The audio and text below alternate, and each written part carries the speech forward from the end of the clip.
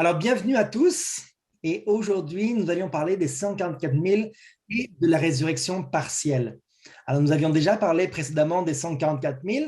Nous allons seulement aborder le sujet vraiment, nous allons toucher la surface, mais nous allons particulièrement parler de la résurrection partielle ou de la résurrection spéciale, comme certains l'appellent. Alors donc, le texte clé que nous avons lu se trouve dans Apocalypse 14, verset 4. Ce sont ceux qui ne se sont pas souillés avec des femmes, car ils sont vierges. Ils suivent l'agneau partout où il va. Ils ont été rachetés d'entre les hommes comme des prémices pour Dieu et pour l'agneau. Le texte à lire en complément, en complément de ce sermon, je vous encourage vraiment à lire le chapitre 40 de la tragédie des siècles qui s'intitule « La délivrance ». Donc, lisez vraiment ce chapitre-là de la tragédie des siècles. Il est important pour que vous puissiez comprendre vraiment tous les éléments. On va essayer d'utiliser certaines parties de ce chapitre, mais vraiment lisez ce chapitre-là cet après-midi quand vous êtes chez vous pour en profiter et pour bien comprendre tout ce que nous n'avons pas mentionné. Alors, on va étudier plusieurs parties. Premièrement, que les 144 000 doivent être vivants lorsque le Seigneur revient, puis ensuite que 2 résurrections distinctes vont avoir lieu et qu'une 3e résurrection spéciale ou partielle va ensuite arriver. Et 4e, nous allons parler du chemin pour le ciel. Alors, donc, les 141 000 doivent être vivants. Pourquoi est-ce que nous voyons que les 141 000 doivent être vivants avant le retour de Jésus? Regardez un passage ici dans la tragédie des siècles, page 689, qui nous explique que juste avant la venue de Jésus, les 144 000 devront être vivants. Regardez, il est dit « À l'heure où le peuple de Dieu sera privé de la protection des lois humaines et où approchera le moment fixé par le décret, il se produira simultanément dans différents pays un mouvement en vue de l'extirpation de la secte détestée. Une nuit sera choisie pour porter un coup décisif qui réduira au silence les voix dissidentes et réprobatrices. » Alors là, on se trouve dans le contexte, on vient de quitter l'étude précédente de la semaine dernière où on parlait des persécutions, on parlait du temps d'angoisse de Jacob, on parlait de ces choses-là. Et maintenant, la date a été décidée et la nuit arrive pour réduire au silence ceux qui prêchent la parole de Dieu. Et que va-t-il se passer durant cette nuit? Il est dit, c'est au coup de minuit que Dieu manifeste sa puissance pour délivrer son peuple. Le soleil paraît dans tout son éclat. Des signes et des prodiges se suivent en succession rapide. Les méchants observent cette scène avec terreur, tandis que les justes admirent les gages de leur délivrance. Tout dans la nature semble avoir abandonné sa marche ordinaire. Les cours d'eau cessent de couler. De lourds et sombres nuages se lèvent et s'entrechoquent. Au milieu d'un ciel irrité, on distingue un espace clair d'une gloire indescriptible. La voix de Dieu en sort semblable au bruit des grandes eaux et proclame son effet. Donc, dans le contexte, nous nous trouvons maintenant au moment où le décret de mort non seulement a été proclamé, mais devait être exécuté cette nuit-là. Et à minuit, Dieu va délivrer son peuple. Donc, on ne sait pas si c'est minuit le jour précédant le départ du décret, si c'est la nuit même de la peine de mort, on ne sait pas. Mais ce qui est sûr, c'est que c'est vraiment à la toute fin, à la dernière seconde que Dieu va délivrer son peuple. Dans Apocalypse 7, donc on se trouve, Apocalypse 7, il est parlé des sceaux, des 7 sceaux, et on se trouve donc juste avant, donc lors du 6e sceau, juste avant la venue de Christ, ces moments où nous sommes vraiment à la toute fin. Apocalypse 7, versets 13 et 14 nous dit « Et l'un des vieillards prit la parole et me dit, « Ceux qui sont revêtus de robes blanches, qui sont-ils et d'où sont-ils venus ?» Je lui dis « Mon Seigneur, tu le sais. » Et il me dit « Ce sont ceux qui viennent de la grande tribulation. Ils ont lavé leurs robes et ils les ont blanchies dans le sang de l'agneau. » Donc ici, on voit tous ceux qui sont passés par des moments de difficultés, de troubles assez intenses, vont être présents ici. Quelle est l'expérience des 144 000? Toujours dans la tragédie des siècles, il est dit « Sur la mer de cristal qui est devant le trône et que les reflets de la gloire de Dieu font ressembler à du verre mêlé de feu, sont réunis ceux qui ont vaincu la bête et son image et le nombre de son nom. Les 144 000 qui ont été rachetés parmi les hommes se tiennent sur la montagne de Sion avec agneau, ayant des harpes de Dieu. Et il entend du ciel une voix comme un bruit de grosses eaux, comme le bruit d'un grand tonnerre. Et la voix que l'on entendait était comme celle de joueurs de harpe jouant de leur harpe. Ils chantent un cantique nouveau devant le trône, cantique que personne ne peut apprendre sinon les 144 000. C'est le cantique de Moïse et de l'agneau. Alors pourquoi ce cantique-là est spécial? On l'avait déjà mentionné plusieurs fois. Pourquoi ce cantique-là est tout à fait spécial? Parce qu'il est dit, ce chant de délivrance, seuls les 144 000 peuvent l'apprendre, car c'est l'hymne de leur histoire vécue par eux seuls. Ils suivent l'agneau partout où il va. Enlevés de la terre d'entre les vivants, ils sont considérés comme des prémices pour Dieu et pour l'agneau. Donc, qu'est-ce que c'est qu'un prémisse? Un prémisse, c'est quelque chose qui vient avant la récolte. C'est les premiers fruits. C'est les choses qui arrivent avant que la récolte vienne en abondance.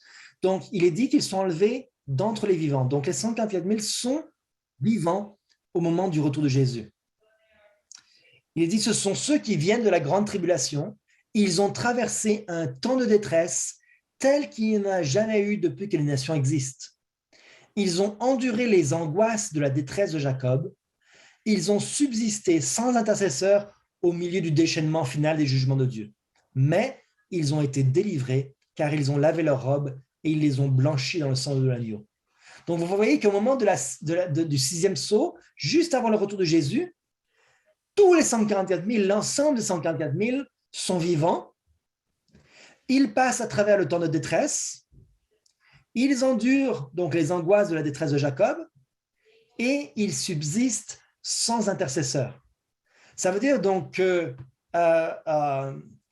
ces 144 000, le nombre des 144 000, ces gens-là doivent être vivants. Pourtant, dans les études précédentes que nous avions faites, on avait vu que ces 144 000-là ont commencé à être scellés depuis 1844. Alors, en apparence, c'est un petit peu quelque chose de confus. Sarah White nous dit que certains des 144 000, certains scellés sont déjà morts. Elle écrit en 1899 dans les commentaires bibliques, il existe sur notre terre des hommes qui ont dépassé l'âge de 90 ans. Les conséquences naturelles de la vieillesse se manifestent dans leur faiblesse. Mais ils croient en Dieu et Dieu les aime. Le sceau de Dieu est sur eux et ils seront du nombre de ceux dont le Seigneur a dit « Heureux les morts qui meurent dans le Seigneur ». Donc, en 1899, il y avait des gens de 90 ans qui avaient déjà été scellés. Donc, ils feront partie des 144 000. Et nous savons que ces gens-là sont morts aujourd'hui.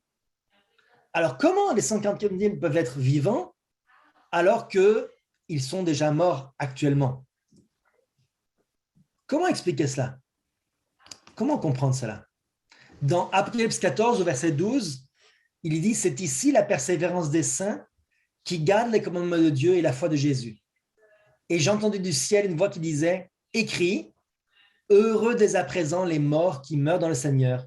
Oui, dit l'Esprit, afin qu'ils se reposent de leurs travaux, car leurs œuvres les suivent. » Donc, Apocalypse 14, verset 12, vous vous rappelez dans le contexte de quoi est-ce qu'on parle?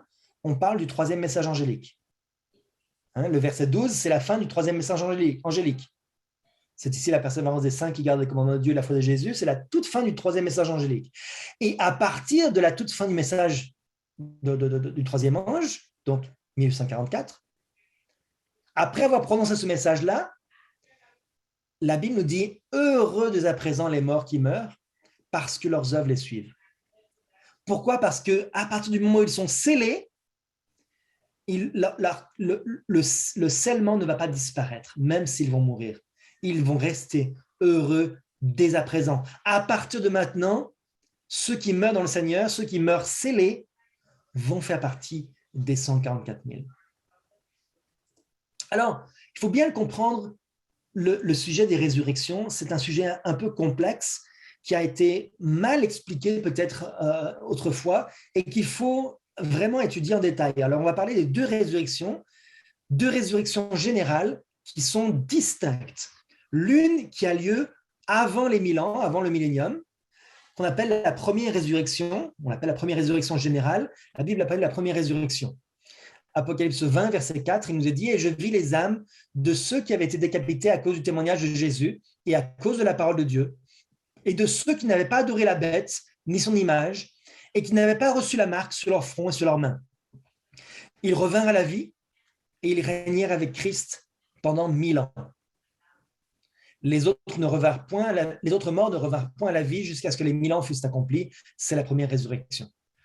Donc, lors de la première résurrection, il n'y a que des gens justes qui n'ont pas reçu la marque sur le front ou sur la main, qui n'ont pas adoré la bête et son image, qui n'ont pas été des méchants. Ce sont seulement des saints qui sont ressuscités durant la première résurrection et ils vont régner avec Christ pendant 1000 ans. Remarquez ici qu'il n'y a pas un seul méchant à ce moment-là qui va ressusciter. Donc, ce sont seulement des saints qui ressuscitent. Et à quel moment est-ce que la première résurrection a lieu? On l'a dit donc avant les 1000 ans, mais il est dit « Pendant que la terre chancelle, que l'éclair déchire la nuit et que rugit le tonnerre, la voix du Fils de Dieu appelle les saints hors de leur tombeau. » Et ici, on parle de la voix de Dieu dans le contexte, c'est lorsqu'il descend, lorsqu'il est visible. Un peu plus loin, il est dit « La terre entière tremble sous les pas d'une immense multitude, venant de toute nation, de toute tribu, de toute langue et de tout peuple. Revêtus d'une gloire immortelle, ils sortent de la prison de la mort en s'écriant « Ô mort, où est ta victoire? Ô mort, où est ton aiguillon ?» Puis les justes vivants et les saints ressuscités s'unissent dans une joyeuse et puissante acclamation. Donc ici, qui est-ce qui compose ceux qui sont ressuscités lors de la première résurrection? C'est une immense multitude venant de toute nation, de toute tribu, de toute langue, de tout peuple, que l'Apocalypse appelle la grande foule, que personne ne peut compter. D'accord? Donc tous ceux qui sont saints un jour, qui ont été considérés par Dieu comme dignes d'être sauvés, une immense multitude qu'on ne peut pas compter. Les 144 000 ne sont pas là. D'accord? Ils ne sont pas dans cette résurrection-là. Ce sont ceux qui font partie de la grande foule. Et bien sûr, ils se joignent aux saints qui sont vivants encore, qui sont les justes qui sont toujours vivants. Ils se rejoignent pour acclamer Dieu et pour ensuite monter au ciel. La deuxième résurrection, par contre, qui a lieu après les 1000 ans, on le voit dans Apocalypse 20, versets 12 à 15. « Et je vis les morts, les grands et les petits qui se tenaient devant le trône. Des livres furent ouverts. Et un autre livre fut ouvert, celui qui est le livre de vie. Et les morts furent jugés selon leurs œuvres, d'après ce qui était écrit dans ces livres. La mer rendit les morts qui étaient en elle. La mort et le séjour des morts rendirent les morts qui étaient en eux. Et chacun fut jugé selon ses œuvres. Et la mort et le séjour des morts furent jetés dans l'étang de feu. C'est la seconde mort, l'étang de feu. Quiconque ne fut pas trouvé écrit dans le livre de vie fut jeté dans l'étang de feu. » Donc ici, on te trouve après les 1000 ans, lorsque le monde va être détruit, il y a une deuxième résurrection. À ce moment-là, la mer va rendre tous ceux qui étaient morts pendant les 1000 ans. Qui étaient les gens qui étaient morts pendant les 1000 ans? Est-ce qu'il y avait des justes qui étaient morts? Est-ce que les saints étaient morts durant ces 1000 ans? Non, les morts étaient avec Jésus. Ils règnent aussi avec Jésus pendant 1000 ans. Donc, les seuls qui restent, c'est Satan et tous ses serviteurs. Tous ceux qui ont choisi de faire le mal. Et donc, ils vont ressusciter pour ensuite mourir de la seconde mort, qui est une mort éternelle. D'accord? Une mort qui est une conséquence éternelle du choix que ces gens-là feront. Donc, cette deuxième résurrection générale a lieu après les 1000 ans. Donc, j'ai mis un petit graphique ici que vous puissiez voir. En jaune, c'est ce que nous avions déjà parlé. Nous avions déjà parlé dans les études précédentes de beaucoup de choses et j'ai coupé beaucoup de choses dans ce graphique ici, mais la semaine dernière, nous avions parlé du temps d'angoisse de Jacob et des 7 plaies. Et aujourd'hui, je voudrais qu'on puisse parler. On voit, il est ici en rouge, les 2 traits rouges, la première résurrection générale, puis ensuite le millénium et la deuxième résurrection générale. Donc, on voit ces 2 événements-là qui sont très clairs, bien déterminés. Lors de la première résurrection générale, il y a 100% de justes. Lors de la deuxième résurrection, il y a 100% de méchants. D'accord? Donc ça, c'est très clair, c'est facile à le comprendre. Mais aujourd'hui, on veut parler de la résurrection partielle. La résurrection partielle qui a lieu lors de la septième plaie, lors de l'ouverture du sixième sceau. Et donc, un point nous rend perplexe, c'est que dans Apocalypse 1, verset 7, il est dit « Voici, il vient avec les nuées, et tout œil le verra, même ceux qui l'ont percé. Et toutes les tribus de la terre se lamenteront à cause de lui. » Oui, amen. Donc, ce point-là nous rend un peu perplexes.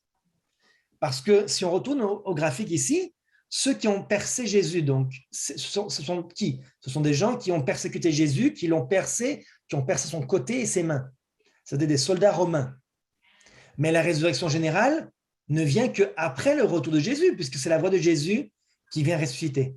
Alors, comment est-ce possible que ceux qui ont percé Jésus peuvent le voir venir, le voir descendre du ciel? Comment est-ce qu'ils peuvent le voir dans les nuées, dans les nuages? Il faut que nous puissions comprendre la résurrection spéciale, la résurrection partielle, comprendre d'où est-ce que nous sortons cette histoire, d'où est-ce que les adventistes ont compris cette résurrection toute spéciale et comment nous pouvons être fiers et honorés de faire partie de ce peuple saint. Donc, c'est vraiment une grande connaissance que nous avons que, à ma connaissance, aucune autre dénomination n'a.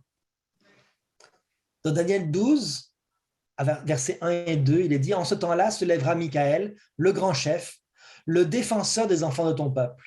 Et ce sera une époque de détresse, telle qu'il n'y en a point eu de semblable depuis que les nations existent jusqu'à cette époque. En ce temps-là, ceux de ton peuple qui seront trouvés inscrits dans le livre seront sauvés. Plusieurs de ceux qui dorment dans la poussière de la terre se réveilleront, les uns pour la vie éternelle et les autres pour l'opprobre, pour la honte éternelle. » Alors donc, à l'époque, après le moment de détresse, il est dit, verset 2, que plusieurs se réveilleront. Il n'est pas dit que tout le monde ressuscitera. Il n'est pas dit que tout le monde ressuscitera. Il n'est pas dit que tous les justes ressusciteront à ce moment-là. Il dit plusieurs. Certains vont ressusciter. Un certain nombre. Et durant cette résurrection, certains vont ressusciter pour la vie éternelle et d'autres pour la honte éternelle, pour la mort éternelle. Donc, il y a dans cette résurrection-là des justes et des injustes mélangés ensemble dans la même résurrection. Alors, comment comprendre ça? Qui ressuscite lors de cette résurrection spéciale? Dans la tragédie des siècles, page 691, il est dit « Des sépulcres s'ouvrent, plusieurs de ceux qui dorment dans la poussière de la terre se réveillent, les uns pour la vie éternelle et les autres pour l'opprobre, pour la honte éternelle », en citant donc le verset de Daniel chapitre 12. Donc, dans le contexte de Daniel chapitre 12, il est dit « Tous ceux qui sont morts dans la foi au message du troisième ange sortent glorifiés de leur tombeau pour entendre proclamer l'alliance de paix conclue avec les fidèles observateurs de la loi de Dieu. » Donc, lors de cette résurrection mixte ou partielle ou spéciale, ceux qui ont été scellés mais qui sont morts après 1844 vont ressusciter. Pourquoi est-ce qu'ils vont ressusciter? Pour entendre proclamer l'alliance de paix conclue avec les fidèles observateurs de la loi de Dieu. Donc, avant le retour de Jésus, ils vont écouter l'alliance de paix et ils vont passer par un moment tout spécial. D'autre part, il y a aussi des méchants, ceux qui l'ont percé, qui se sont moqués du Sauveur agonisant, ainsi que les ennemis les plus acharnés de la vérité et de son peuple, ressuscitent aussi pour contempler sa gloire et les honneurs conférés aux fidèles. Donc, durant ce moment tout spécial de la résurrection, les scellés vont ressusciter pour entendre l'alliance de paix. C'est quoi cette alliance de paix? On entend alors la voix de Dieu annoncer du haut du ciel le jour et l'heure de la venue de Jésus et proclamer à son peuple l'alliance éternelle. Comme les éclats du plus puissant tonnerre, ces paroles font le tour de la terre. Les enfants de Dieu les écoutent, les regards fixés en haut et le visage illuminé de sa gloire, comme l'était celui de Moïse à sa descente du Sinaï. Les méchants ne peuvent supporter leur vue Et quand la bénédiction est prononcée sur ceux qui honorent Dieu en sanctifiant son saint jour, on entend un immense cri de victoire. Donc, rappelez-vous, seulement les 144 000 vont entendre la voix de Dieu. Ils vont comprendre la voix de Dieu. Les méchants ne vont pas la comprendre. La voix de Dieu va annoncer le jour et l'heure de la venue de Jésus et va annoncer que ceux qui ont gardé le sabbat vont être bénis d'une manière toute spéciale. Seulement les 144 000 ont gardé le sabbat. Depuis 1144, ce sont eux qui ont eu la connaissance du sabbat. Et donc, ils vont entendre une alliance que Dieu va faire toute spéciale avec eux. Ils vont avoir un privilège spécial et il va y avoir un immense cri de victoire pour être reconnaissant à Dieu de cette alliance. Les méchants n'entendront pas. Maintenant, je me suis posé la question, personnellement, c'est entre vous et moi, je me suis posé la question, est-ce que les méchants qui vont ressusciter durant la résurrection partielle, ceux qui ont percé Jésus, est-ce qu'eux vont entendre la voix de Dieu aussi? Et je crois que oui. Je le crois. Je crois qu'eux vont entendre prononcer l'alliance de paix, mais malheureusement, ils ne feront pas partie de cette alliance. Ils vont entendre le jour et l'heure de la venue de Jésus, je pense. C'est mon opinion personnelle. Mais ils vont être terriblement désappointés.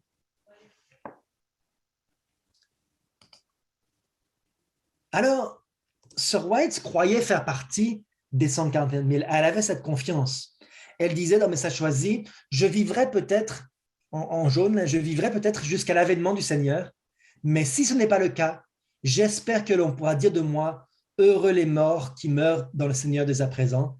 Oui, dit l'Esprit, afin qu'ils se reposent de leurs travaux et que leurs œuvres les suivent. Cela veut dire qu'elle citait le verset d'Apocalypse 14, verset 13, dans le contexte des 144 000.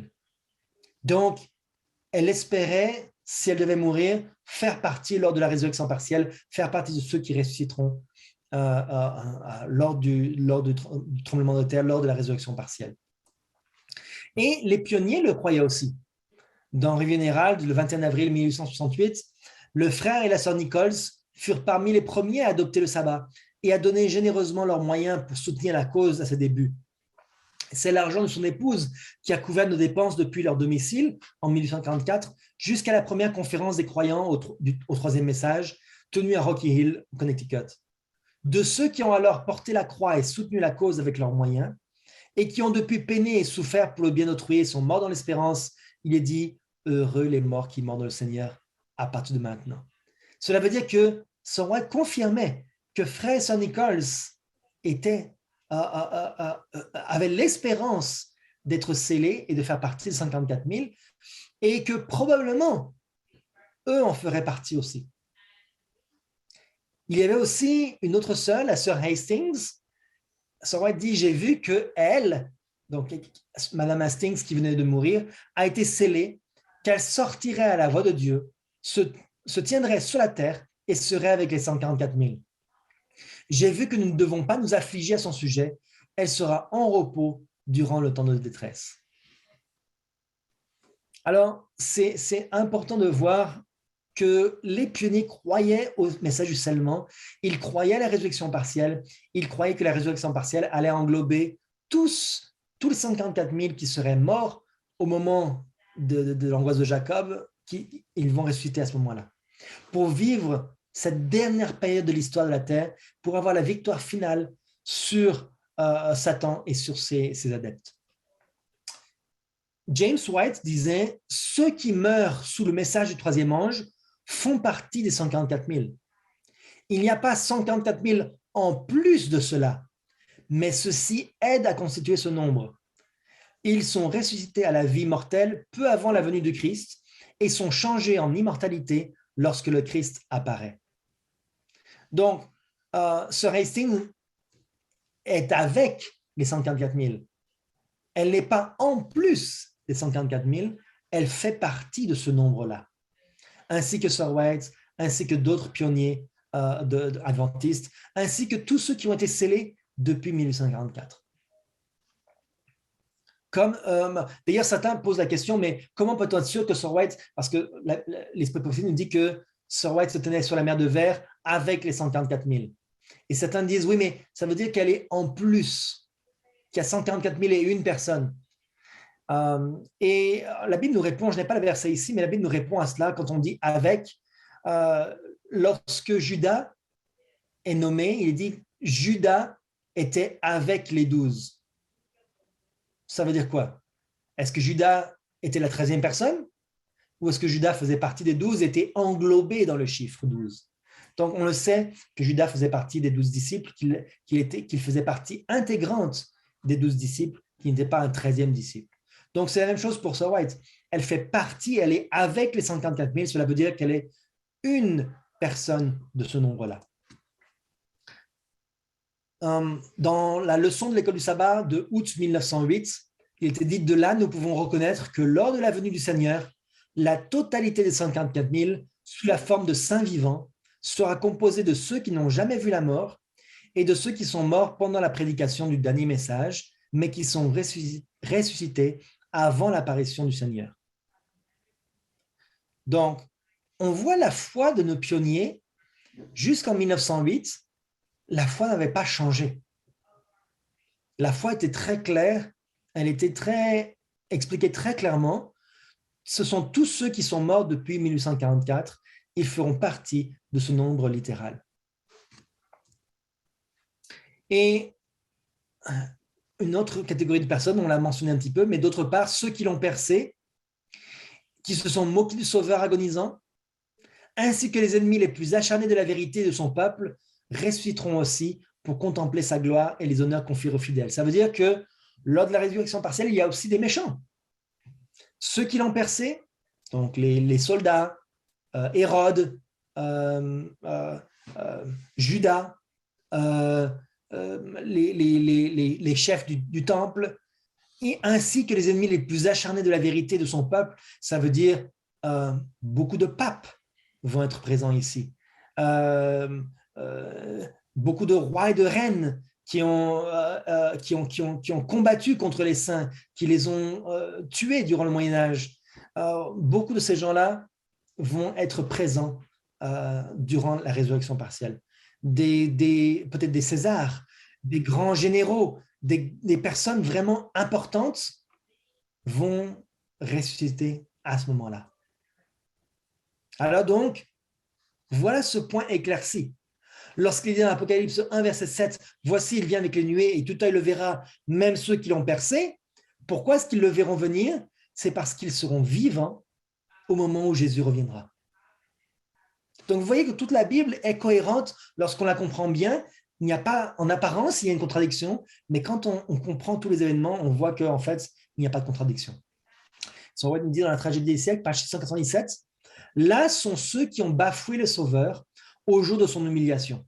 C'est avec une puissance irrésistible que se présentent à leur mémoire ces paroles de Jésus, lorsque, adjuré par le souverain sacrificateur, il répondit solennellement, « Vous verrez désormais le Fils de l'homme assis à la droite de la puissance de Dieu et venant sur les nuées du ciel. » Il le contemple maintenant dans sa gloire, et il faut qu'il le voie encore assis à la droite de la puissance de Dieu.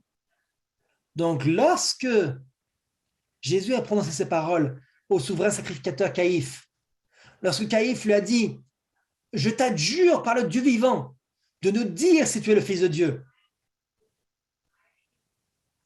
Pourquoi est-ce qu'il faisait ça alors qu'il était déjà convaincu dans son cœur? Il savait exactement qui était Jésus. Il voulait que Jésus le dise, mais il le savait pertinemment. Voilà pourquoi Jésus ne lui a pas répondu et il lui a dit « À partir de maintenant, tu as scellé ton cas. Tu as lutté contre Dieu.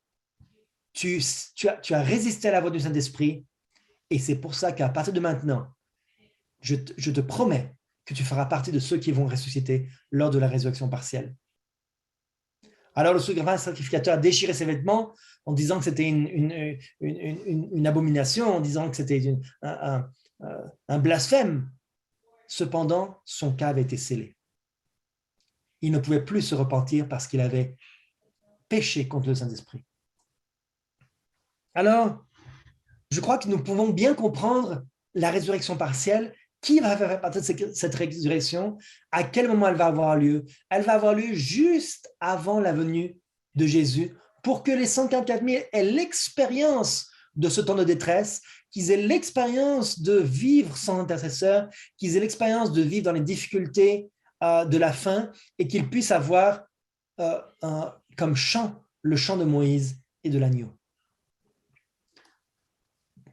Ensuite, lors de la venue de Jésus, lorsque Jésus est maintenant présent, dans 1 Corinthiens 15, verset 51, il est dit, « Voici, je vous dis un mystère, nous ne mourrons pas tous, mais tous nous serons changés en un instant, en un clin d'œil, à la dernière trompette. La trompette sonnera et les morts ressusciteront incorruptibles et nous nous serons changés. » Donc, ici, l'apôtre Paul ne le savait pas. Mais inconsciemment, le Saint-Esprit qui l'a inspiré savait que l'apôtre Paul ferait partie de ceux qui seront changés à la dernière trompette. Lorsque Jésus reviendra, ils seront changés. Donc, ils vont ressusciter, transformés lorsque Jésus va les ressusciter. Par contre, les 144 000 qui seront morts, qui vont ressusciter lors de la résurrection partielle, vont ressusciter avec leur corps mortel et ils vont être transformés en un clin d'œil lorsque Jésus sonnera de la dernière trompette. Donc, est-ce que vous comprenez la foi que nos pionniers avaient et que nous avons jusqu'à aujourd'hui? Voilà comment la transformation va avoir lieu en un instant. Et puis ensuite, il est dit, les justes vivants seront changés en un instant, en un clin d'œil. À la voix de Dieu, ils seront glorifiés, immortalisés, et avec les saints ressuscités, enlevés dans les airs à la rencontre du Seigneur. Donc, à ce moment-là, ils viendront avec Jésus. Et les anges, il est dit, les anges les rassembleront des quatre vents, d'une extrémité de la terre à l'autre. Les petits-enfants sont portés par les anges dans les bras de leur mère. Des amis que la mort a longtemps séparés sont réunis pour ne plus jamais se quitter. Et c'est avec des chants d'allégresse qu'ils montent ensemble vers la cité de Dieu. Donc, ils se joignent à tous les autres saints lors de la résurrection. Donc, la première résurrection générale. C'est étrange parce qu'on l'appelle la première résurrection générale alors qu'elle a lieu en deuxième.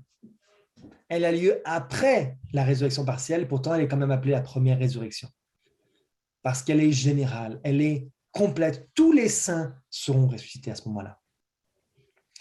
Et dans le monde adventiste, il a été enseigné depuis très longtemps qu'il y aura 7 jours de voyage. Mais souvent, les gens ne comprennent pas vraiment pourquoi est-ce que nous disons cela, pourquoi est-ce que nous expliquons cela, pourquoi est-ce que dans les premiers écrits, il est dit que l'ascension durera 7 jours. Regardez le passage, il est dit, nous entrâmes tous ensemble dans la nuée et notre ascension pour atteindre la mer de Verre durera 7 jours. Donc, Sir White affirme cela.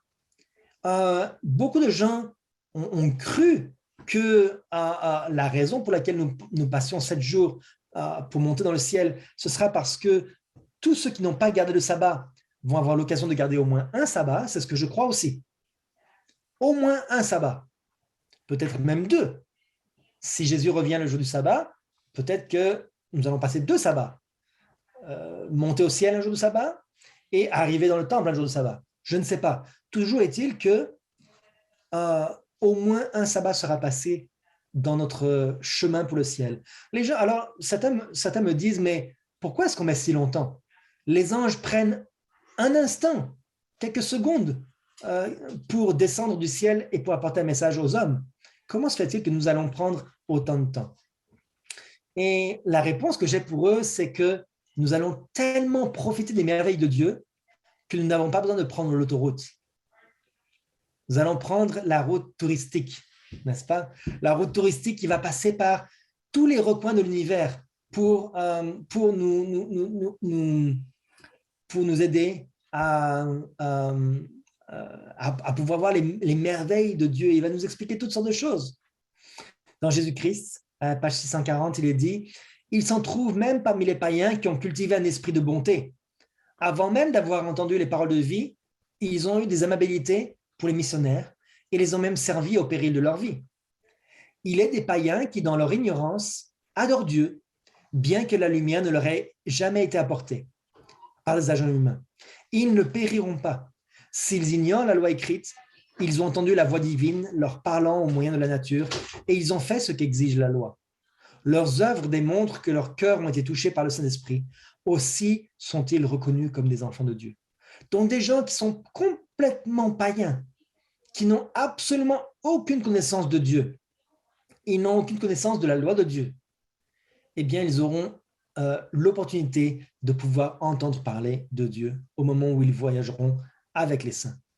Alors, comment est-ce qu'on peut comprendre ça dans la Bible maintenant? Parce que toute notre doctrine doit être basée sur la parole de Dieu. Dans Apocalypse 8, verset 1, il est dit, quand il ouvrit le 7e sceau, il y eut dans le ciel un silence d'environ une demi-heure. Uriah Smith nous explique, quand le Seigneur apparaît, il vient avec tous les saints anges, et quand tous les joueurs de harpe célestes abandonnent les cours de Dieu pour venir sur cette terre avec leur divin Seigneur, tandis qu'il descend chercher les fruits de son œuvre rédemptrice, n'y aura-t-il pas le silence dans le ciel?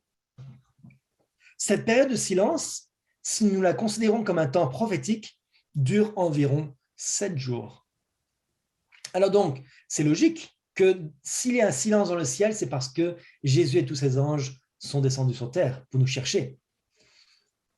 Le silence n'est pas naturel pour le ciel. Alors, calculons un peu ce que représente cette demi-heure symbolique. Le principe biblique, c'est qu'un jour est égal à un an. On le voit dans Ézéchiel 4, dans Nombre 14. Dans une journée, il y a 48 demi-heures, n'est-ce pas? Donc 24 heures, donc 48 demi-heures. Il y a aussi 360 jours dans une année juive. Donc, une demi-heure symbolique, pour faire le calcul, c'est 360 divisé par 24 et divisé par 2, ce qui fait, si vous voulez vérifier sur votre calculatrice, ou si vous voulez le poser de tête, c'est 7,5, soit 7 jours et demi littéral. 7 jours et demi de silence. Depuis le moment où Jésus sort du ciel, il descend sur la terre, on va voir un petit nuage, gros comme le poing, un petit nuage noir, puis qui grossit, qui devient blanc éclatant. Ça va prendre environ une demi-heure, le temps que Jésus vienne, une demi-journée, le temps que Jésus vienne, ressuscite les saints, que les saints soient transformés, glorifiés, et qu'ils montent, rejoignent le Seigneur. Tout cela va prendre environ une demi-journée, puis ensuite 7 jours pour monter au ciel et prendre notre temps pour passer du temps avec Jésus et passer un sabbat ensemble. Voilà pourquoi Sœur White n'invente rien, vous savez. Tout ce qu'elle écrit est basé sur la parole de Dieu et nous pouvons avoir confiance dans tout ce qu'elle dit. Alors, avant d'entrer, il est dit toujours dans la tragédie des siècles, avant d'entrer dans la cité de Dieu, le Seigneur distribue à ses disciples les emblèmes de la victoire et les investit des insignes de la royauté. Imaginez avant, on est aux portes de la ville et Dieu nous fait roi et reine. Être roi et reine, on n'a aucun espoir d'être roi et reine sur cette terre. Je ne suis pas né dans une famille royale. J'ai aucun espoir de devenir roi ou reine. C'est un privilège immense. Il est dit, la brillante phalange se forme en carré autour de son roi, qui les enveloppe tous d'un indicible regard d'amour et dont la stature majestueuse s'élève bien au-dessus de celle des anges et des saints. L'innombrable armée des saints, les yeux fixés sur lui, contemple la gloire de celui dont le visage était défiguré, tant son aspect différait de celui des hommes. De sa main droite, Jésus place la couronne de gloire sur la tête des vainqueurs. Chacun reçoit une couronne portant son nom nouveau et l'inscription « Sainteté à l'Éternel ». Chacun reçoit aussi des palmes de victoire et une harpe étincelante. Puis des anges supérieurs donnent le ton et tous les saints font vibrer avec art les cordes de leur harpe, dont ils tirent une musique d'une ineffable beauté. Un ravissement ineffable fait battre les cœurs des rachetés, qui adressent au Sauveur cette louange pleine de reconnaissance. À celui qui nous aime, qui nous a délivrés de nos péchés par son sang et qui a fait de nous un royaume, des sacrificateurs pour Dieu son Père, à lui soit la gloire et la puissance au siècle des siècles. Amen. Quelle gloire, quelle merveille! Porter une couronne de roi ou de reine avec un nom nouveau. Un nom nouveau, frères et sœurs. Le nom que mes parents m'ont donné, j'en suis reconnaissant, c'est celui que je porte et que j'utilise tous les jours. Mais ce n'est pas le nom que Dieu m'a choisi. Le nom qui expliquera la victoire que j'ai eue sur le mal, sur Satan, la victoire sur ce monde est la récompense finale. Et Dieu dira, frère Étienne, si c'est sa volonté, frère Étienne sera saint. Voilà l'espoir que j'ai. Voilà l'espoir que j'ai pour chacun d'entre vous aussi. Dieu pourra prononcer sainteté à l'Éternel sur votre front. Voilà ce que j'espère pour chacun d'entre nous, frères et sœurs, que nous puissions nous préparer pour être saints dès aujourd'hui. Alors, il est dit, la foule des rachetés est arrivée en face de la sainte cité. Jésus en ouvre à deux battants les portes de perles, les portes grandes ouvertes. Les nations qui ont gardé la vérité y pénètrent et y contemplent le paradis de Dieu, la demeure d'Adam en son innocence. Alors la voix la plus mélodieuse et la plus suave qui ait jamais frappé des oreilles humaines leur dit « Vos luttes sont finies. Venez, vous qui êtes bénis de mon Père, prenez possession du royaume qui vous a été préparé dès la fondation du monde. » Depuis le début, Jésus avait l'intention de nous donner comme héritage le royaume des cieux. Depuis toujours, il espérait que, que les humains puissent le rejoindre un jour dans les cieux, ne pas rester seulement sur la terre. Depuis toujours, il avait prévu ce plan-là. Nos luttes sont terminées. Nous n'avons plus de souffrance. Nous sommes finalement libérés de tout fardeau. Oh, frères et sœurs, j'ai hâte. J'ai hâte, tout spécialement en ce moment, tandis que nous avons des luttes avec les gouvernements, avec tout ce qui se passe. Plus nous avons des pressions, plus nous sentons des fardeaux, plus nous sentons une persécution, plus nous sentons la haine des gens autour de nous qui haïssent la religion, plus nous sentons la colère des mondains, plus nous sentons les persécutions, plus j'ai hâte que ce monde se termine. Plus j'ai hâte d'aller au ciel et que Dieu prononce ces paroles, vos luttes sont finies. Alors enfin, pour terminer, 3 personnages nous ressemblent beaucoup. Enoch, je ne vais pas tout lire tous les textes, mais Enoch qui représente les saints qui ont vécu parmi la corruption du monde et qui sont restés fidèles malgré la corruption actuelle du monde. Enoch représente les fidèles qui sont en vie lorsque Jésus reviendra et qui vont être transportés dans le ciel vivant. De la même manière que aussi Élie. Il est dit, Élie est un type des saints qui vivront à la seconde venue du Christ et seront changés en un instant, en un clin d'œil à la dernière trompette, sans connaître la mort. Donc Enoch et Élie représentent tous les saints vivants au moment où Jésus revient. Puis ensuite, Moïse, par contre, il est dit, ils virent Moïse, représentant ceux qui ressusciteront à la seconde venue du Christ. Donc Moïse représente tous les saints qui vont mourir, qui vont passer par la mort, mais qui vont ressusciter à la venue de Jésus. Donc lorsque Élie et Moïse sont apparus, vous savez, lors de la transfiguration, lorsque les disciples ont constaté, les 3 disciples ont constaté Élie, Moïse et Jésus, ces 3 personnages représentent l'histoire du salut. C'est comme si Jésus était là et nous sommes soit avec Moïse, soit avec Élie, nous sommes représentés par l'un des deux, mais nous sommes avec Jésus. Voilà la merveille que Dieu veut nous annoncer. Alors, j'ai une question maintenant. Et pour nos enfants? Comment nos enfants peuvent-ils être scellés? Comment est-ce que nos enfants peuvent, à un âge jeune, à un bas âge, comment peuvent-ils accepter le message, comprendre toutes ces choses et être scellés?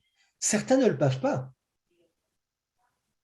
Il est dit, l'ange destructeur va bientôt repartir, non pas pour faire périr les premiers-nés seulement, mais pour tuer par interdit les vieillards et les jeunes gens, hommes, femmes et petits-enfants qui n'ont pas la marque. Donc le sceau de Dieu. Maintenant, pour les parents, si vous voulez sauver vos enfants, séparez-les du monde. Éloignez-les de la compagnie des enfants méchants.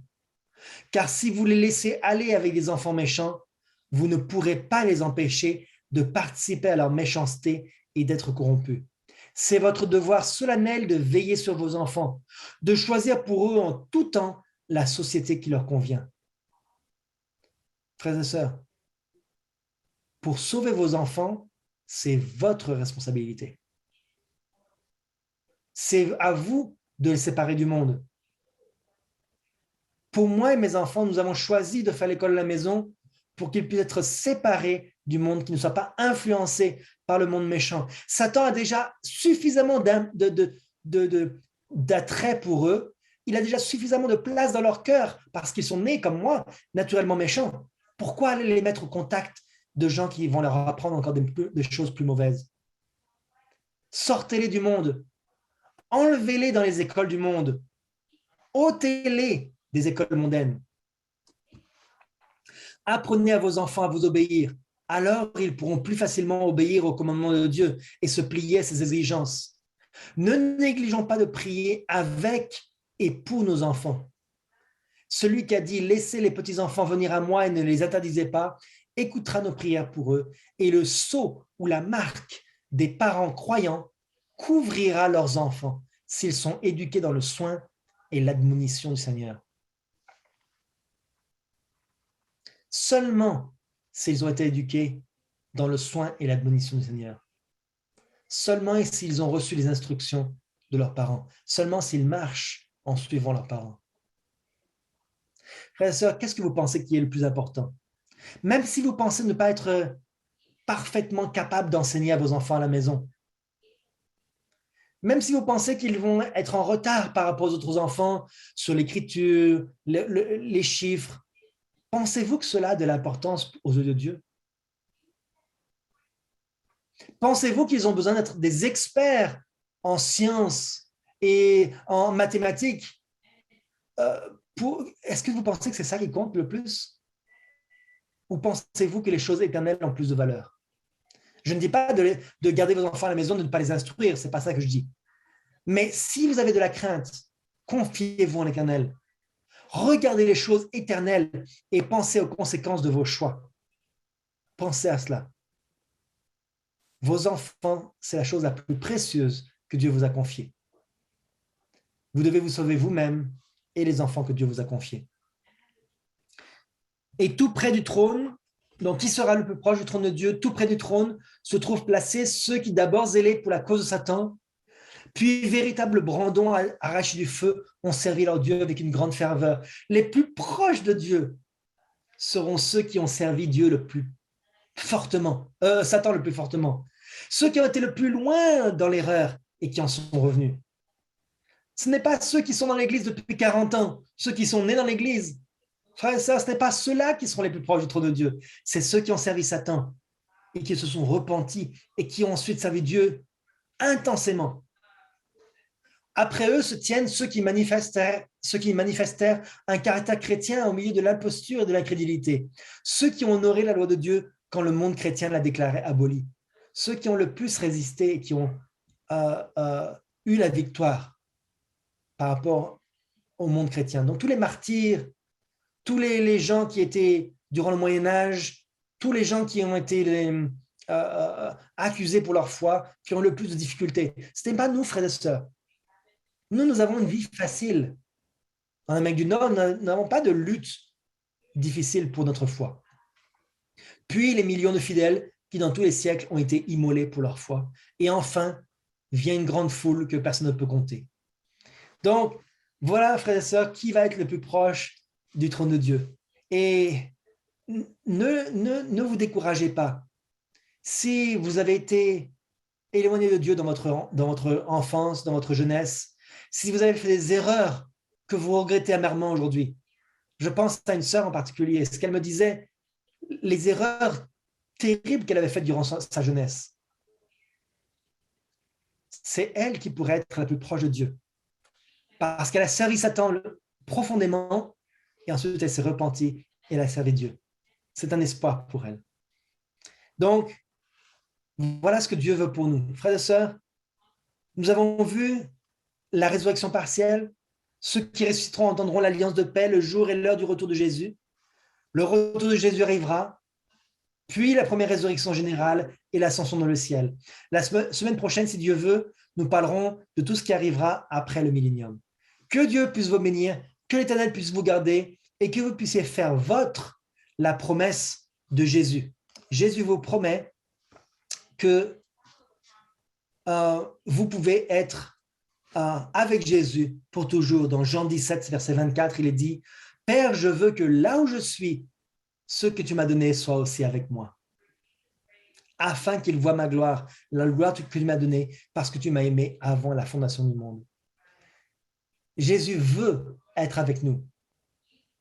Il veut que nous soyons avec lui. C'est mon vœu de prière que chacun de ceux qui écoutent ce sermon aujourd'hui puisse entendre la voix de Jésus qui les appelle, puisse décider de tout laisser tomber, tout ce qui les retient sur cette terre, de courir, de marcher, de courir le plus vite possible en avant vers le but, vers la vie éternelle. Que Dieu vous bénisse tous et qu'il vous accorde sa paix. Amen.